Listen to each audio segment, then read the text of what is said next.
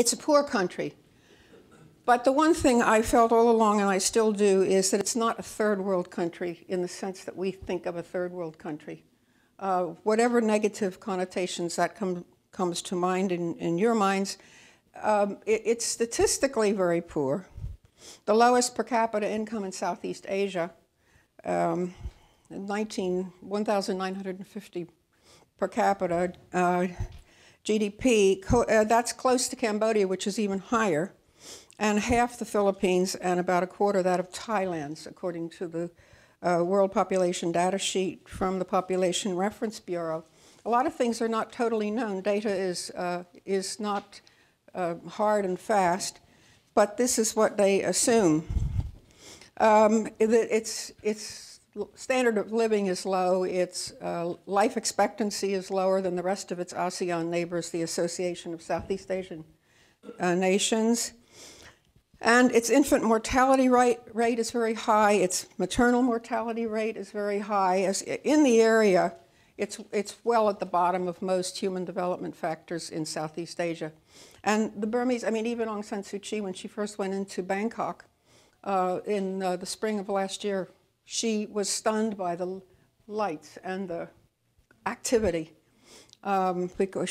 part because she had been in isolation so long, but also because you can travel around Burma. From a high room in my hotel at night when the sun went down in Rangoon, the whole city, a lot of it disappeared. There just was no electricity. But it's a country of enormous resources and potential, natural and human. I think the high among them is the Burmese people. They have lived a life of immense sadness, most of them, in this generation of middle-aged to older people, but they have great forbearance. And as I was talking to Joanne earlier, as I talk to people or I listen to them, I heard more deep, if fragile, hope. They would say, well, it's not for my generation, it's too late for me, but my children. And they all knew they all had suffered suffering within their personal lives.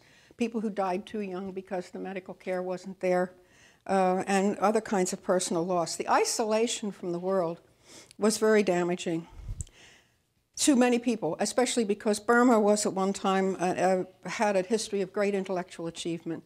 Both Mandalay and Rangoon universities were among the best in Southeast Asia. In fact, Rangoon University was at one time considered the best in the region. And this is before the military put a stop to their development and turned back the clock and tried to isolate the country. One of them, they have a high literacy rate, 92%, which is very strange because for the poverty, it says a lot if that's an accurate figure, and all United Nations agencies and the World Bank seem to agree 92% is about, certainly over 90% literacy, which is very high for a very poor country. And it's interesting, just yesterday I saw that they're going to have the first international book festival in Rangoon in February. So the intellectuals are trying to catch up. Someone who's an anthropologist who's just been there said that he now sees a lot of what used to be coffee shop life. It's now tea shops or just informal gatherings where people are once again feeling free to talk about their own future and about the country. Its natural riches most people know about, gemstones, a lot of fertile land. It was the biggest rice exporter in Asia, and biggest rice exporter in the world at points after independence, and that's gone. It has rivers for water and hydropower. The gemstones are still considered an exploitive industry, a lot of it, and so there are regulations about the import of that. But I was struck by when I talked to someone from the UN in Rangoon, and I said I had been to the big Aung San market, and it was just full of jade because there are no tourists now and nobody's selling anything.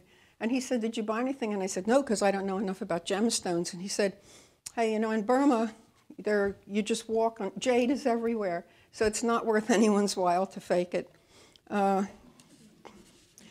They are now going to establish, for those of you who know the Sri Lankan industry or some others, where they're going to establish a national gemstone center in their new capital, which they call Naypyidaw.